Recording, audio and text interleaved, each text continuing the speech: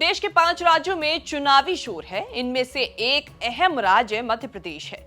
MP से चुनावी हलचल के बीच एक बड़ी खबर सामने आई है, जहां वोटिंग से ठीक पहले बीजेपी को तगड़ा झटका लगा है। ग्वालियर दक्षिण विधानसभा से बीजेपी उम्मीदवार माया सिंह के प्रस्तावक पंकज पालीवाल बीजेपी से इस्तीफा देकर कांग्रेस का दामन थाम चुके हैं। पालीवाल ने कांग्रेस उम्मीदवार सतीश सिंह सिकरवार के सामने कांग्रेस की सदस्यता ली।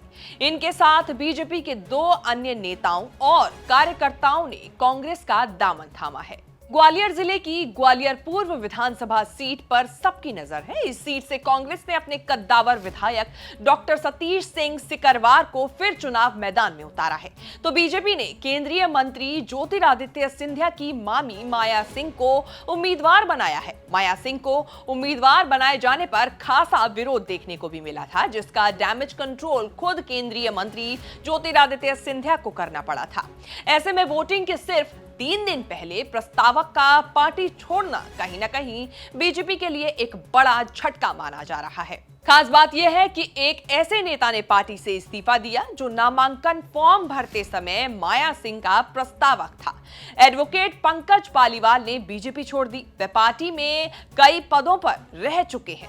पालीवाल के साथ 2 बार के जिला उपाध्यक्ष और महामंत्री चंद्र प्रकाश गुप्ता, महिला नेता सीमा शर्मा समेत कई और नेताओं ने बीजेपी को अलविदा कहकर अब कांग्रेस ज्वाइन की है। ये वाकई बीजेपी के लिए बड़ा और तगड़ा झटका है। ग्वालियर चंबल क्षेत्र में अब बीजेपी के लिए मुकाबला और मुश्किल हो गया है, क्योंकि ओपिनियन पोल और सर्वे में भी ग्वालियर चंबल क्षेत्र में बीजेपी के हालात खराब दिखाई दे रहे हैं।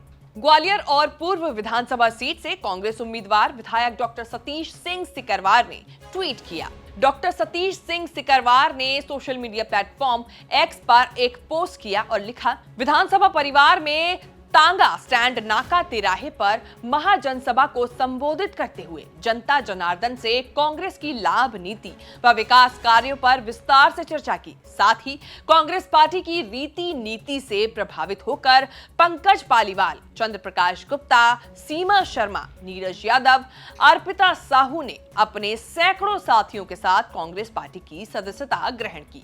इस दौरान मेरे सभी स्वजनों और युवाओं ने असीम संख्या में सम्मिलित होकर इसे भव्यता प्रदान की। इसे केंद्रीय मंत्री ज्योतिरादित्य सिंधिया के लिए भी बड़ा झटका माना जा रहा है, क्योंकि सिंधिया जोर शोर से चुनाव प्रचार में जुटे हुए हैं।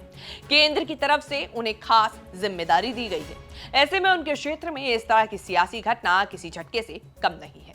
2018 के चुनाव के बाद आपको बता दें, एमपी में ज्योतिरादित्य सिंधिया की वजह से कांग्रेस टूट गई थी, क्योंकि बगावत करके वो कांग्रेस से बीजेपी में शामिल हो गई। करीब 15 महीनों में ही कमलनाथ सरकार गिर गई और बीजेपी ने शिवराज सिंह चौहान के नेतृत्व में सरकार बना ली थी। तब से शिवराज मध्य प्रदेश की गद्दी पर विराजमान है। उसके बाद अब सीधे 2023 में चुनाव हो रहे हैं। 17 नवंबर को प्रदेश में एक चरण में मतदान होने हैं और नतीजे 5 राज्यों के एक साथ 3 दिसंबर को सामने आएंगे। अब देखना होगा कि प्रदेश की जनता इस बार किसको चुनती है। आपके हिसाब से इस बार मध्य प्रदेश में किसकी सरकार बनने वाली है? कमेंट करके जरूर बताएं।